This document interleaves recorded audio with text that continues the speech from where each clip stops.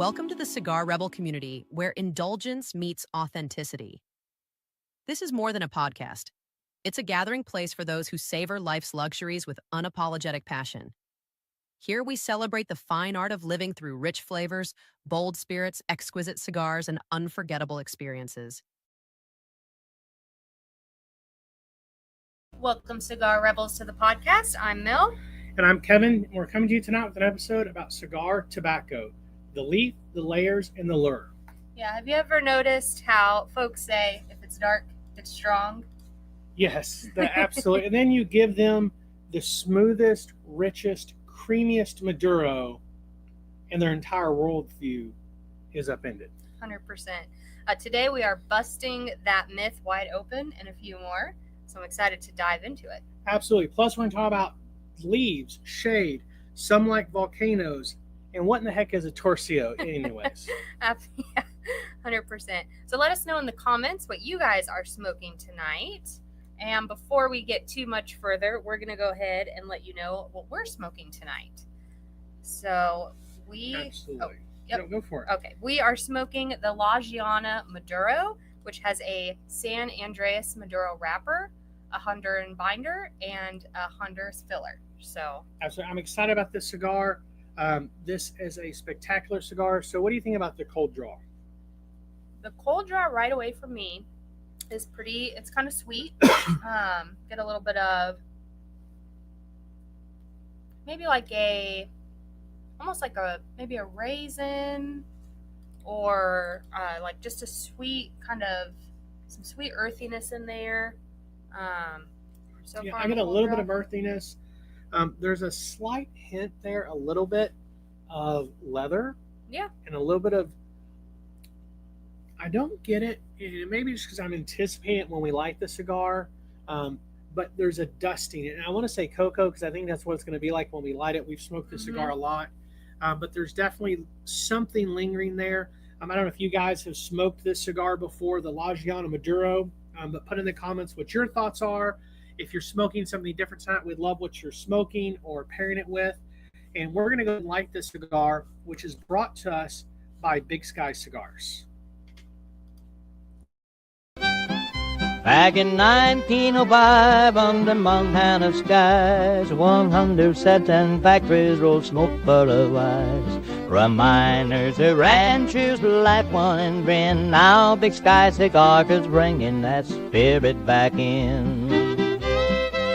Yellowstone River to the bold bighorn flow. Madison River reflects what we know. And leave from Nicaragua, San Andreas to the Ecuador roller. And every box soul helps our veterans men. With warriors and quiet waters, we lend a friend's hand. It's heritage burning in every draw. Big Sky Cigars, Montana's pride and law. Big Sky Cigar, where heritage flows with every draw. Find your rare red Big Sky Cigar to pop. Ask your local tobacconist about Big Sky Cigars today. If they do not carry them, shops can reach out to Brad Frazier to set up new accounts. As always, a huge thank you to Big Sky. Absolutely. So now that we have this lit, and you've gotten to take maybe one or two draws on it, how are you feeling about it? Yeah, absolutely. So we're smoking the Toro size tonight. The initial is creamy, smooth. That dusty kind of powdery flavor that I talked about is there just a little bit. I think that'll pick up. One thing on the mouthfeel of the flavor on the palate is definitely a stronger leather than when I was doing the cold draw. Yeah. But I really think that's coming off of the wrapper, not so much the draw. And so that's kind of where I'm at. I'm excited to progress with this cigar, see how it's treating us throughout the rest of the night. But as we do that, let's get into tonight's topic. Yeah. So today we're stripping a cigar down to its roots, literally.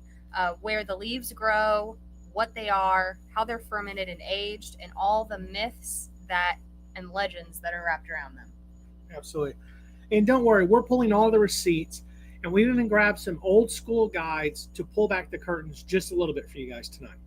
Yes. So we're going to start with the terroir. I think I said that right? Yes, Terroir. it's really, where do great leaves grow? The terroir is the natural, the field, the neighborhood that your leaf grew up in, right? Yes. So, like, for example, Mexican San Andreas Valley in Veracruz, the soil is volcanic and rich and tropical, and they've been rolling with it since the 1800s. And I mean, it cranks out those chocolatey, earthy wrappers. And then you have the Esteli in Nicaragua or Santiago in the DR. And those volcanic soils and tropical forests nearby create that perfect environment for the rich wrappers. Right. And then you've got in Connecticut, picture this, the early 1900s, farmers began building these giant white tents, stretching them out over the tobacco fields. And what they're really trying to do is filter out the sun like the world's biggest cigar net or the world's biggest shade, right? And this was really done to kind of mimic the Indonesian Sumatra tobacco conditions, to really create lighter color smell, finer veins, a little bit more pliability, and this velvety textures on the cigar tobacco. And really what it is it gave us Connecticut shade. It's lighter, it's silkier, mild as a Sunday morning. And then you also have this growth where there's tens of thousands of acres of tobacco with these nets over it. And unfortunately, it's all gone. Now it's hundreds, not tens of thousands. Yeah, so today it's mostly Ecuador that is carrying the torch for the shade, thanks to its natural cloud cover. And honestly, Ecuador is like nature's greenhouse. I mean, everything in there is so consistent. The wrappers are flawless. They're going to be velvety. And I mean, it's definitely a powerhouse there. So if you've ever thought, why or how is the leaf so flawless? When you're smoking an Ecuadorian grown wrapper, that's why. I mean, it's created to grow tobacco. It is the place to grow tobacco. Absolutely. And you've probably heard me say this. I've been watching Cigar Rebel for very long, but it's worth saying again. Ecuador is growing the best wrapper in the world, hands down. It really is growing the best wrapper right now. You know, San Andreas is a close second, but Ecuador truly is premium leaf. And it just, the tobacco, especially the wrapper quality coming out of there, flawless. Yeah, 100%. But growing the tobacco, it is so much more than about the wrapper leaf. I think anyone, whether you're new to cigars or whether you've been smoking for a long time, you can know that it's more about the wrapper. Each layer of the cigar must be carefully nurtured and grown to perfection throughout the entire process. Yeah, absolutely. It's so true. And it really brings us to Nicaragua, which is truly a modern legend. Nicaragua has really become a rock star in many people's eyes, and so many people seek out Nicaraguan grown, Nicaraguan produced cigars. And after the Cuban Revolution, so many masters of the trade headed there, bringing these old school know-hows, the farming aspect, the fermenting, the rolling, the construction, all of those things. And so today you've really got soil, you've got spice, and you've got strength that rivals old school Cuba. Yeah, I agree with that. And of course, don't sleep on the Dominican Republic either. It has a very meticulous barns and aging room process that anchors Santiago's cigar culture. I mean, I loved when we were in the Dominican, just seeing all of the tobacco there and what is the word I'm looking for? Just the precision that they put into it, the thought. Yeah, absolutely. And over a century of tradition, factories like La Aurora, Davidoff, LFD, and many other barns have careful curing and are really dialed in. So if you guys have a favorite place that you like to get your cigars, drop it in the comments, whether that's Nicaragua, Dominican, Honduras, and Cuba. And even though you can't really get them unless you go to Cuba or go to another country, drop it in the comments. Yeah, absolutely. We would love to hear from you. So a really quick recap of those growing regions. San Andreas are these earthy chocolate bombs. Connecticut shade is this mild, smooth, less of course you're grabbing broadleaf, and then it's big, chewy sweetness. Yeah. There's a twang to broadleaf that some people love and some people hate. Ecuador, cloud-grown perfection. I've never been to Ecuador. That has to be one of our next trips, to get down there and walk through those fields. Then you look at Nicaragua and DR, which truly, to me, are very comparable today. You have spice, you have depth, you have heritage, but most importantly, both of those countries have great consistency. And we did not even get into Honduras, Costa Rica, and others that are growing great tobacco around the world. We simply just don't have time to dive into all of them tonight. Yes, if we had all the time in the world, we could spend probably hours just on this first topic, but alas, we are going to move on to varietals and primings, which is the basics of the leaf. Absolutely. So Leslie the Corn said, for me, it's Dominican Republic. I absolutely agree with you. Dominican is my favorite tobacco. Early on, I really was heavy Dominican and really didn't smoke a lot of Nicaraguan cigars and really shied away from them for a while. Not because I thought they were too strong or too spicy, just wasn't my preference. Now we're smoking tobaccos from both and blending with both, and so it definitely is one of those things that is great. I love John saying it's a cigar lounge day. No smoking outside. We are sitting on our deck. We have a little bit better lighting tonight. As you can see, it's already pretty dark here in Texas. And John actually made a joke, said just home tonight, his lounge. Awesome. That's a great place. That's a great place. Absolutely. So there really just isn't enough time to get into all of the different regions. But one of the things you might have noticed when we mentioned the regions was they're all fairly Caribbean, right? Connecticut, Pennsylvania, there's some grown in Kentucky that really aren't in that Caribbean right around the equator, but they really do produce the best tobacco, the perfect growing just weather and climate in that region of the world. And because of that, you see so much tobacco coming out of there. And they're just doing a fantastic job growing it, nurturing it, and really helping us enjoy the art of the leaf, really. Yeah. Right? And there's so many layers to it, to the process. Before we move on, I know we talked about this just 10 minutes ago, but what are you thinking about the La Giana tonight? I'm enjoying it.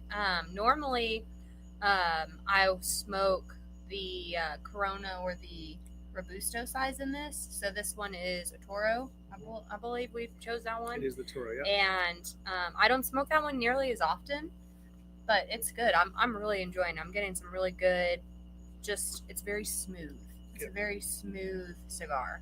Yeah, so Leslie said party at the Rebels. Absolutely. Anytime y'all are in Texas, we'd love to host everybody. We have space here. We have space in the lounge. We have some buddies that have bigger decks than we do, so we could definitely host a handful. Who knows? Maybe we need to have Rebel Fest at some point in the future and have a bunch of you guys down here smoking with us. So on to leaves. Let's talk about leaves, not just the tobacco growing areas, but the leaves themselves. Okay, so we're going to talk about varietals, and we're going to think of them kind of like grape clones. So you've got Habano, Corojo, Criollo, Sumatra, Broadleaf, San Andreas, and each one has their own personality. So I always love talking about those. Yeah, absolutely. But here's the kicker. Where the leaf sits on the stalk matters too. That's called the primings. So from bottom to top, we're going to talk about Velado, which is the burner, Seco, which is aroma and a little bit more gentle, but a little bit more strength. Then you have Viso, which is balanced and flavorful. Then you get into Ligero, which is oily, strong, and very slow to burn. Yes, and when blenders want that powerhouse punch, they tuck a little extra Ligero right in the middle of the filler. So it's strong, but it burns pretty evenly. Absolutely. And that's really why wrapper color does not equal strength. It truly is the recipe. How much Ligero do you have in the cigar? What's the Viso Seco ratio? And what's the binder doing to the entire recipe or blend of that cigar? When it all marries together, the components make a blend, kind of like a great chili or stew. Matter of fact, we blended two different cigars, both out of Nicaragua. It's funny as Nicaraguan cigars aren't my favorite, as we've grown into it. Now I love a lot of Nicaraguan tobacco, And so we have the elevated humidor Maduro and the Sumatra Royale. When we blended those, the Maduro was way stronger, a full-bodied cigar, and the Sumatra Royale was a little bit more of a medium plus. As they aged 6 months before we released them, at the end of about month 5, we recognized the Maduro mellowed way out as that tobacco began to marry together and oils begin to transition from leaf to leaf. And it's a medium plus. Yeah. The Sumatra Royale, on the other hand, which started as a medium plus, ended more of a medium full, almost full-bodied cigar. And so you can see that it's what you have tucked into the cigar. It's the variance of layers from the Ligero, the Viso, the Seco, the binder, and then the wrapper as they marry together that really dictates how strong that cigar is. Yeah, exactly. You might see a dark wrapper and think it is just going to knock you out, but the filler could be smooth as butter. I mean, so many times people will be like, I don't want anything with a dark wrapper because it'd be too strong. And it's a great educational point when people say that, because usually people, when they hear that, when you tell them that doesn't always dictate strength, it like opens their horizons. Like the humidor, the cigars around them have been open to them to experience new things. Yeah, so I was having a laugh. I saw John's comment. I said, I'm laughing thinking you're smoking a 60, but realized y'all are a lot smaller than me. The cigar looks huge on camera. Absolutely. John's a big guy. He towers over me. Also, I have small hands, man. I wish I was taller and I wish I had bigger hands, but you take what life gives you. So going back to leaves, you could also have a very light Connecticut wrapper that is strong, but is built on a built on a Ligero heavy blend. And the overall blend makes that cigar very strong. Matter of fact, we actually have the 2025 Cigar Rebel Winter Blend aging right now, and it is a Connecticut cigar that is a medium full to full body. Right now, it's smoking medium to full. It's been smoked at the 1 month and 2 month range. It's really smoking more and more fuller, and so I believe by the time we release that in late December, early January, it's going to be a full-bodied cigar, and that's a Connecticut. Yeah. The idea was to blend a Connecticut cigar that was very strong and very flavorful. Yeah. The flavor intensity is probably a 9 or 10, with the strength about a 7 on this cigar, trying to change people's worldview. Yeah, I agree. I mean, so basically, if we are talking about from the primings earlier, to give you guys a little bit better of an overview, we're going to go from the bottom to the top. So starting with the Velado, that's going to provide the combustion. There's Seco, which is going to help with the aroma and has a little bit more of a milder flavor to it. The Viso is going to have more oils, more flavor, and a more steady burn. And then the Ligero is going to be thicker, stronger, and slowest to burn. So blenders are, like I said, they're sometimes going to often tuck that Ligero dead center in the filler so it burns properly and also doesn't overpower the combustion of the cigar. Absolutely. In addition to placement from middle to outward, there's also a technique of utilizing different pieces of the tobacco or different blends of the tobacco from the foot to the head as you're tucking in there so that you can actually make transitions in the cigars. The tips of the tobacco is often the strongest, and so sometimes you'll rip those off and actually tuck them closer toward the head, and that way you get a transition coming into that final third of the cigar. It really creates great transitions in a complex cigar. Now, I want to comment on that. Complex cigars does not necessarily mean transitions. Complex cigars is that there's a lot going on in the flavor of that, and far too often people begin to say, well, this cigar doesn't transition very much, it's not very complex. That's not truly the definition of complex. Transitions can add complexity, but do not dictate it. Mm-hmm. Yeah, so I mean, those are great points on that. And really, when you're looking at all of those things, like everything matters. We've talked about that a lot with the cigar, from the minute the seed is planted till you're holding it in your hand smoking. Everything for that cigar matters for your enjoyment.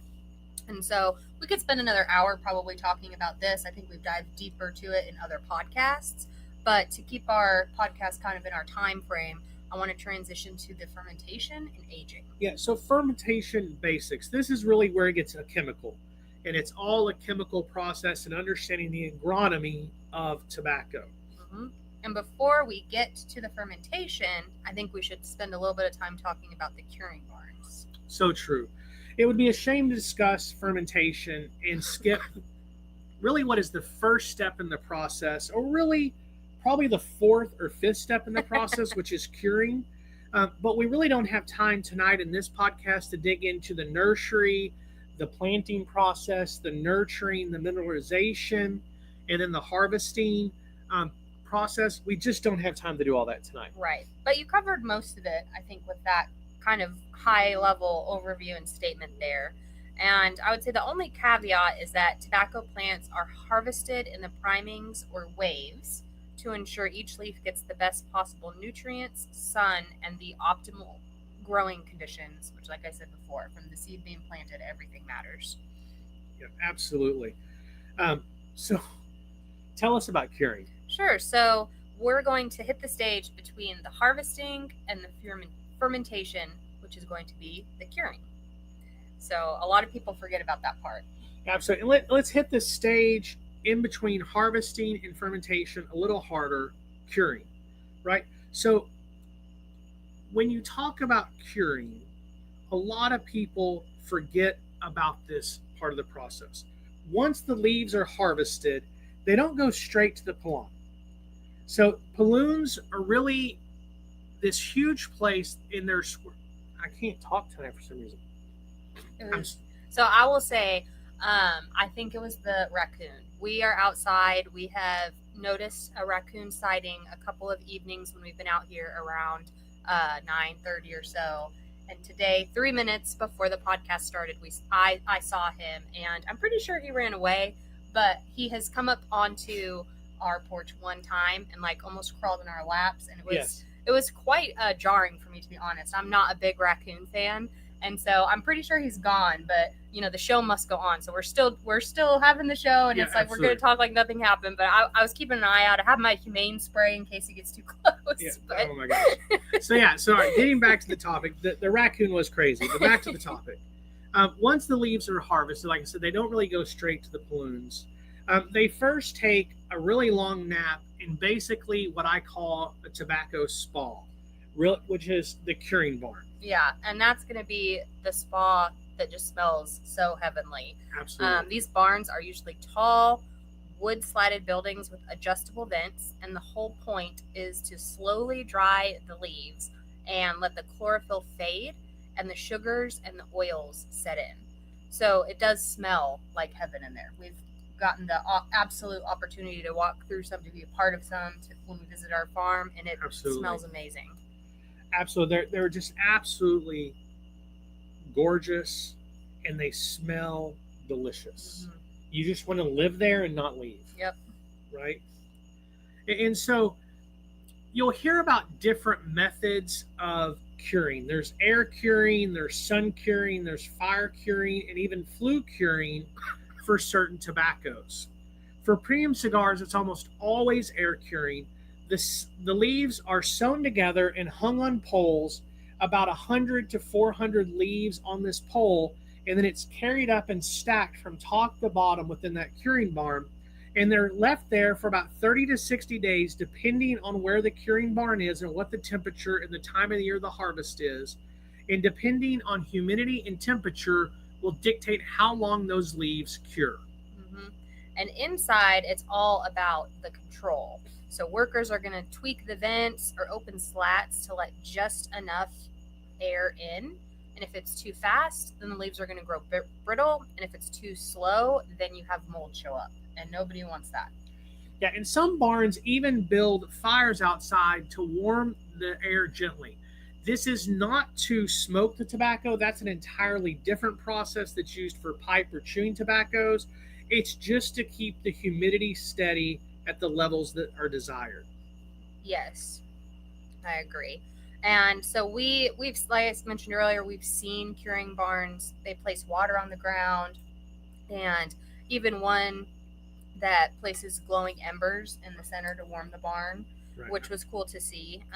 And for me, honestly, being around all of that leaves, just like, oh, you want to keep fire away. But the entire goal is to see the leaves change color day to day, and from green to yellow to gold, and finally that leathery brown that we all love and get to enjoy. Honestly, the process, it's wild, it's glorious. The transformation sets the stage for every single thing that follows. Fermentation, aging, all of it. Without proper curing, you've got nothing to build on at all. Exactly. And it's easy to think of curing kind of as the pre-season training camp for the tobacco. It's where the good stuff gets its start. Absolutely. And after curing, the leaves still taste really raw and bitter. It's kind of like chewing green wood. And then you enter fermentation. Workers stack these leaves into giant piles called paloons. And they're stacked in what's called hands of tobacco. In most fermentation processes, the hands are about 25 leaves. I've seen it as low as 15. I've seen some others do 50. At the barns we've been in, it's always been 25. And so don't quote me that it's always 25, because again, the fermentation process is the magic that different cigar manufacturers use to take some of the same tobacco but get different flavor profiles. Yeah, 100%. And the heat is going to build, and their target's going to be between 110 and 113 Fahrenheit. And sometimes you'll see 140 degrees cited on there. But beyond this point, the leaf risks scorching or losing some of its essential oils. Yeah, absolutely. So the next time someone asks or tries to sell you some essential oils, just kind of laugh and tell them that you've got an entire box full at home. I would love if someone did that. Yep. Just to get the reaction from whoever is trying to do that. But these pylons, the humidity ranges too, also going to be Absolutely. between 70 and 80%, and that's going to let the leaves retain their moisture, which is super important. Absolutely. And the workers really constantly work the paloons. They take them and they're breaking them down, they're restacking them and monitoring the internal temperature. And when the temperature gets too high or the humidity gets off, they actually take the hands and they stack them by hand from this pile over into the other pile, and they transfer the entire pile. And I think about, sometimes this is about 2,000 pounds or thousands of hands of tobacco leaves. It can take all day to move these things around. Yeah, but it is going to keep the fermentation even, and it's going to prevent hot spots. So the entire process is designed to release ammonia and transform the leaf. Absolutely. Smoking unfermented tobacco, and you'll feel it. Yes. It's nausea level harsh. The process is not about cooking the tobacco. It's controlled activity that transforms this harsh green leaf into smooth, aromatic tobacco leaves that we all love. Mm-hmm. Think of it like a slow composting process, carefully guided by skilled hands. Yeah, without that, you are going to light up your cigar and you are going to instantly regret it, and most likely regret your life too in that moment, to be honest. Absolutely. That's so the true. fermentation is the magic. It truly is. And then there's some kind of unique and kind of different ways that people have gone about this. Like COO did a whole line around circular paloons, a throwback to the Havana method, slower but deeper flavor. We've seen a couple other companies that did a hot fermentation versus a cold fermentation, and one speeds it up, the other one really slows it down. And so there's all these different twists, like I said, that people do within the fermentation process that really makes the whole process different. Mm-hmm. Yeah. So after fermentation, the leaf still needs some aging. Picture bales wrapped in palm bark called tercios. They're like little tobacco treasure chests, and those are so awesome to see. That microclimate is going to keep them mellowing for months. And like the Macanudo uses a specific method for their Inspirado line. So they've got lots of different colors in that series of the Inspirado line. Absolutely. And so we mentioned tercios earlier, and I probably am mispronouncing that. But it's one method of aging that's really a throwback to the Havana style of aging in the early Cuban days. And so we're going to talk about the three basic categories here of aging. Palm bark aging or tertial aging is the classic old school method. After fermentation, in Dominican and Cuban style producers sometimes wrap bales of tobacco in palm bark. They call it Yagüe palm. And the bark creates this really tight seal. It controls the humidity. It allows the leaf to really rest and mellow for months. And it's pretty rare today, to be honest. But you still see it, as Mel said, in some brands like the Macanudo and the Inspirato line. And then they had the Inspirato Tercio Age, which was even more specific earlier. Then you get into burlap. Burlap or Haitian bale, which is the most common. The vast majority of tobacco is aged this way in these really large bales that are wrapped in burlap. Some places call it jute or Haitian, but not palm. And inside the leaves are pressed and stacked, and it's almost in this huge compactor that they lay it down and they stack the tobacco, then they wrap it over and kind of tie it, and then it kind of presses it in a little bit to really get this great fit so that you can stack those bales into the aging room. And oftentimes there's these wooden boards or metal straps that are stuck between them to hold them in place, and the burlap breathes throughout the aging process. That's why you buy or smoke cigars that say it's 4-year, 5-year, 7-year aged tobacco. The fermentation process could have been anywhere from 6 to 12 months or up to 24 months. Several in our factory will do a 12, 18, or 24-month fermentation, and then it goes to the aging room for another 6 to 24 months before cigars begin to get produced. Mm-hmm. So there are some special variations to this as well. So some companies will use wooden boxes or barrels, so like rum, sherry, or port cask to finish the aging. I think Leslie had asked about that in the comments. She had. And you'll also hear about the cloth-wrapped hands of tobacco, which is tied leaves, and during earlier curing stages, but it's not really the same as the tertio we were talking about a couple minutes ago. The barrel aging is a niche, and it adds this little whisper of extra aroma. We've gotten to smell some barrel aging leaves, and it was like if they could make that into a perfume or a cologne or a house spray or a car spray or something, I would buy that. Yeah, absolutely. So our 2024 Christmas cigar was a tri-wrap with a Candela, a San Andreas Maduro, and a Habano that was port wine barrel aged. And we got so many comments on that. It was a limited run. We only had so much of the tobacco. Yep. But it just creates this unique flavor profile. Like Mel said, it's just this wisp of extra aroma or just kind of a drop of that extra flavor. Yes. And lastly, we cannot forget the finished cigar aging, like you talked about. So JC Newman's Yagua is rolled fresh, tied in a palm, aged a year, and you cut it open later, and every cigar has a wild shape. Yeah, absolutely. And if you've ever heard of the phrase sick period, that is when a fresh rolled cigar is giving off ammonia. And so there's a process from a cigar being fresh rolled, entering into the sick period, and then coming out of it. Yes, and we get a lot of questions about fresh rolled cigars, and a lot of people think you cannot smoke them immediately. We've covered this, but that is absolutely a myth.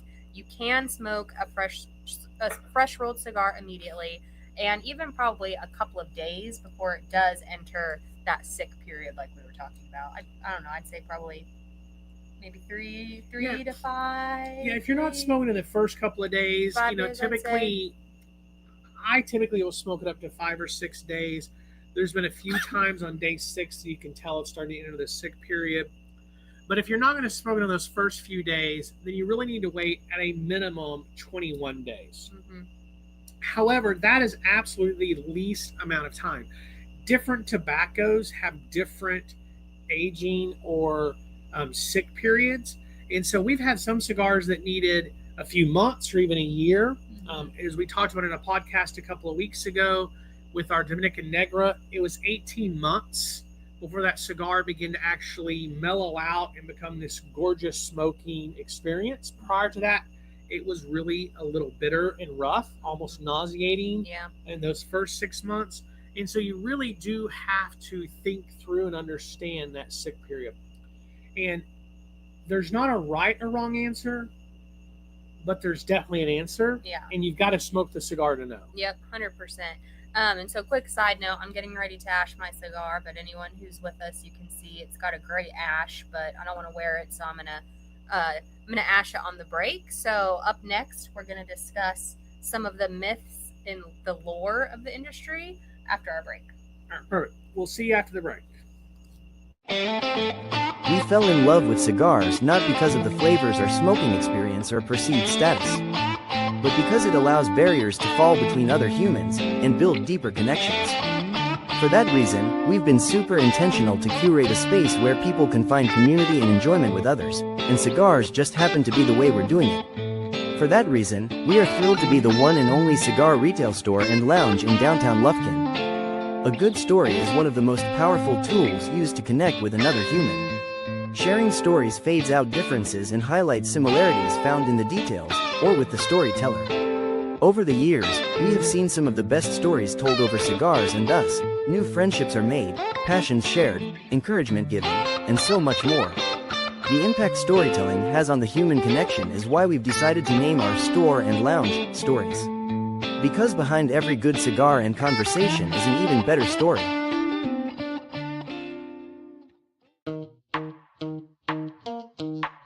Source Elevate is a consulting firm that focuses on providing resources, insight, and experience to elevate your performances. Our team's 30-plus years of experiences in executive leadership positions provide the foundation of knowledge that we provide to our clients. Allow us to elevate your company's mission, vision, and objectives over short, mid, and long-term initiatives that drive results and source new opportunities. As always, a thank you to our sponsors. Before we get back into our topic, we are going to cover upcoming shows. Absolutely. So next week, we have an exciting episode live from Story Cigars and Lounge with a live audience, Cigar School. We're going to talk lighter maintenance and humidor management. And for those who have asked along the way what we're smoking each week, for that episode, we're going to be smoking the Oliva Melanio V Natural. Yes, and then October 27th, we are doing limited edition cigars, and we're going to take a look at the closer and emerging trends. Yeah, absolutely. And on that episode, we're going to be smoking the Elevated Humidor's 2025 fall release, limited edition, the Pumpkin. And don't worry, it is not pumpkin spiced. It is not pumpkin flavored. It's simply a fall cigar, San Andreas Maduro, Double Ajero. It's a great cigar. Mm-hmm. Coming up on November 3rd is the Story Cigars and Lounge. It's going to be the story of stories and the 2-year anniversary announcement. Yes, that's going to be a great episode. November 10th is going to be Holiday Stalkers. So we are going to go over holiday cigars and gifts ideas for the holidays. And if you're thinking that is too early, honestly, if I wait till after November 10th to start looking at gifts, it's over. I'm running around like Christmas Eve trying to grab stuff. So Absolutely. So we got a lot of great shows coming up over the next month. We'd love to have you join us. So on that note, why don't you go ahead and go down there and click the subscribe button. Also, we'd love to have you comment what you're smoking, what you're doing. If you're following along and watching this on the replay, go ahead and hashtag ReplayFam and let us know you tuned in. And as always, you can always jump on Facebook or Instagram and follow social media, Facebook at Cigar Rebels, Instagram, or join the Cigar Rebel community. We'd love to have you follow along and keep up with all the great content that's coming forward and some of the great guests that we have lined up just after this next month. yeah. And speaking of like subscribing or watching our past episodes, for anyone who was with us last week, we did our fall list. So I don't know if anyone picked up, but this La Giana Maduro was on our fall list of last week. So we thought it would be perfect to light up today. So Absolutely. We thought about smoking through our fall list for the next several episodes, but we wanted to make sure that people had an opportunity to get some of those cigars, and some of those on our fall list were limited editions. mm-hmm. Yep. And so we wanted to make sure that we did not keep anybody out of that. Leslie said she already has her Christmas shopping finished. Normally, Wow. I am done by mid-October. This has been a crazy year. I have not begun. I am never done and in I am- mid-October. I'm just throwing that out there. I'm stressing right now. I was thinking about it. We were traveling several hours home. We actually just got home at 5 o'clock tonight and got ready to set up for the podcast. We've been traveling the last 5 days, and I was stressing about it on the travel home, thinking about it. So let's get back to tonight's topic and talk more about leaves and layers and the different lore. You said we're going to talk about myths. Yeah, so we're going to talk about now the lore of the leaf. And we touched on it earlier, but number one is going to be that dark is equal to being strong. Total lie. That one's not even a myth. It's just a lie, right? Maduro means ripe or darken, not strong. And there are plenty of smooth and creamy Maduros on the market. This one being one of them. This is not a strong cigar at all. This La Giana Maduro put out by United Cigars is absolutely delicious. Alex over at TDM is saying dark equals sweet. I agree 100%. There is something about the chocolate bombs, the cocoa, the espresso that you get with a lot of the different Maduros. One of my favorite Maduro wrappers in the world is Cameroon Maduro. You don't see a lot of it, but it has this naturally sweet, but it's very, very dark. Yeah, you got to judge by what the blend is, not the wrapper color. Yeah, and so myth number 2, we talked about this earlier a little bit as well, but Connecticut cigars are mild. Yeah, so that is not true. There are some strong Connecticut's on the market today that are definitely not mild in strength. The Perdomo 10th anniversary champagne is a stronger cigar than many people think. And also I would say the Diamond Crown Connecticut and the Natural both are solid medium cigars, even though they have a nice light wrapper on them. Yeah, absolutely. It was funny. Jace just commented Diamond Crown number 5, which was awesome. Alex again said chocolate, coffee, raisins, and figs. That's usually what he gets with the Maduro. I agree. Those are all really great. And JFR makes a strong Connecticut. I agree absolutely. So myth number 3, the Dominican Republic grows milder tobacco and Nicaragua stronger. So this is lore. However, there are some truth to the volcanic regions of Nicaragua producing a spicier cigar, and the Dominican's tropical valleys producing a smoother varietal. With that being said, you can have mild cigars coming out of both Nicaragua, and you can have some great powerhouse strength coming out of the DR. Yeah, absolutely. Leslie said it was one of the things she had to learn was the color of the wrapper didn't dictate the strength. And then Jace made the comment about the Florida sun-grown knocks him out. We've seen that impact, absolutely. And then I love this Pella de Oro from the DR, can be pretty strong. We absolutely love that. We grow Pella de Oro on our farm. We use it in 4 different blends right now.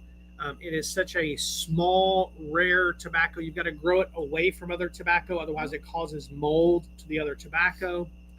And so it is one of those ones, but it creates great strength and spice. Absolutely love Pella de Oro. Thanks for throwing that out there. All the comments from everybody. Mm-hmm. And so myth number 4 is all curing and fermentation processes are the same. And that is definitely lore. So there's a lot of lore to the old school curing and fermentation. However, modern farming and processing of tobacco, there are so many techniques and styles that are being utilized. Each company has a unique process and time structure that makes their tobacco unique, flavorful, and their own. Yeah, it's so true. And if you really want to get into that, there is a comment out there that Pete Johnson makes, and he said, I could give you my exact blend. So by the way, Pete Johnson's with Tatuaje. I could give you my exact blend, grow you the same tobacco, and you could never create the same cigar, because the curing process and the magic of the fermentation process is unique, and it's what basically creates their process. Yeah, I would say creating cigars is the opposite of if you go to the grocery store and there are many different varieties of cake boxes of a cake box mix that you can grab. Yeah. But they're all going to come out the same if you're utilizing them. A cigar is completely different. Yeah, absolutely. And Alex mentioned each season can be different. Never mind the varietal. That's so true. On our farm, we truly try and nurture the nutrients with each zone identically each growing season to get those different growing seasons or vintages to be the same. But there are small tweaks. Matter of fact, our first cigar we ever blended is filler number 9. Mm-hmm.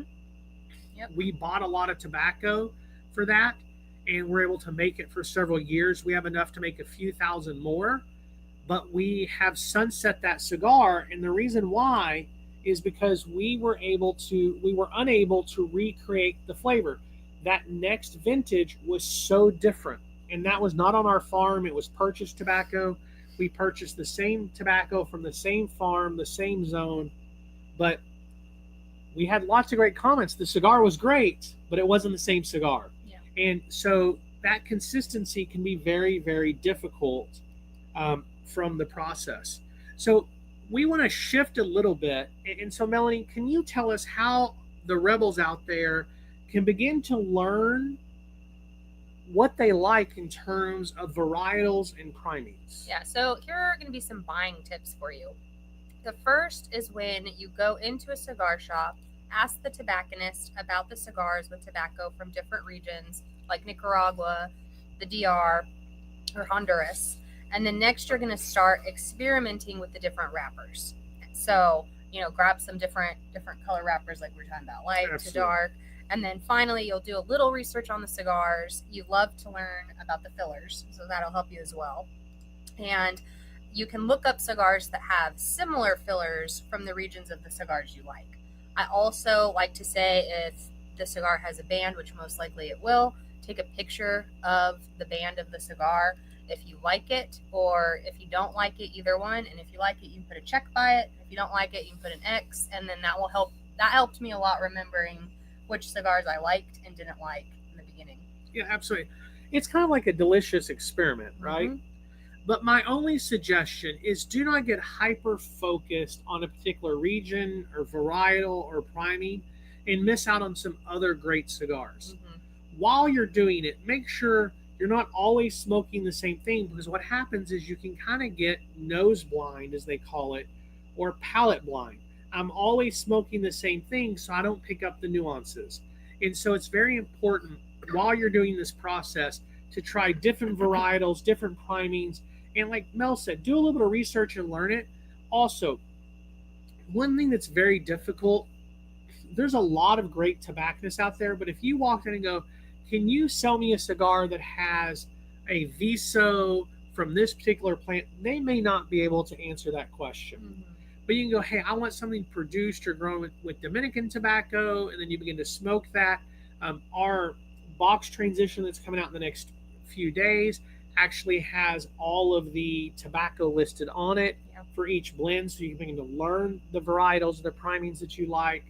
And so there's different ways to look at shelf talkers, do a little bit of research, read some magazines, follow us or some other great podcasts that really dive into these different topics, because learning what cigar you like is truly a journey, and it's a great one. Yeah, I agree 100%. So we're going to go over now some storage basics. Really, you always want to make sure you're using distilled water, not tap, or really, I would say, any other form of bottled water. We always use strictly distilled in everything, mainly because we never want anything to run the risk of molding, because other waters can have that effect. And you want to keep your humidor steady, like a classic 70/70 is fine, but a lot of people like to run it between 65 and 68 for better burns. Yeah. And the main key here is to watch it and not freak out.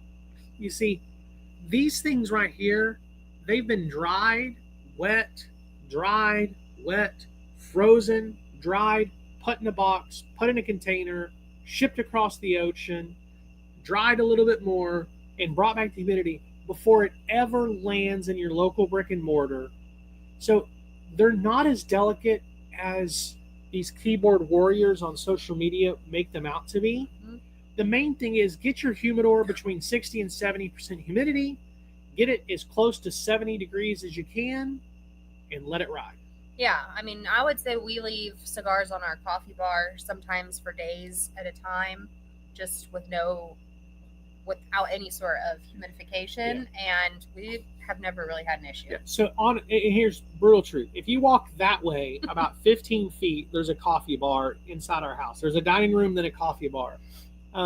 There are just cigars laying there. And then about 10 feet that way from that spot, we have this kind of island, which is actually boxes right now with some supplies in it. And on top of that box, there's probably 50 cigars laying there, not in my humidor, not anywhere. And I threw this cigar on there a few days ago and picked it up tonight, and it's burning fine. We do have on our HVAC system, it measures and keeps track of humidity. We do keep our house between 55 and 65% humidity, so that helps. But it doesn't matter where it's at in that range. I cut and light a cigar. Yeah. And so tonight we've talked about the San Andreas Maduro's chocolatey notes and ranged that to the Connecticut shaped tints and to those funky palm wrapped Yaguas. Absolutely. And don't forget, next time we're going to talk lighters and humidors with our live broadcast and audience. And we really hope you'll join us because it's going to be a great night. We're actually going to have 3 different cameras set up. There'll be a camera on us and our guest, JB Smith. There'll be a camera on our audience, and then we'll have a camera to zoom in so you can see the work on the lighter and all of those different kind of things. So it really is going to be a great episode. A little tech heavy, so you might have to bear with us a little bit. I'm going to play producer, which I do most weeks, but this one's going to be a little bit difficult. But guys, Cigar Rebels, that's our show tonight. We want to encourage you, stay warm, stay smoky. Remember, cigar wrapper color does not dictate the strength or flavor intensity of the cigar. Yes, 100%. Thank you guys for tuning in and also for coming with us on this journey. This last week, we saw a pretty big spike in our downloads and viewership. And so we are just so grateful to that.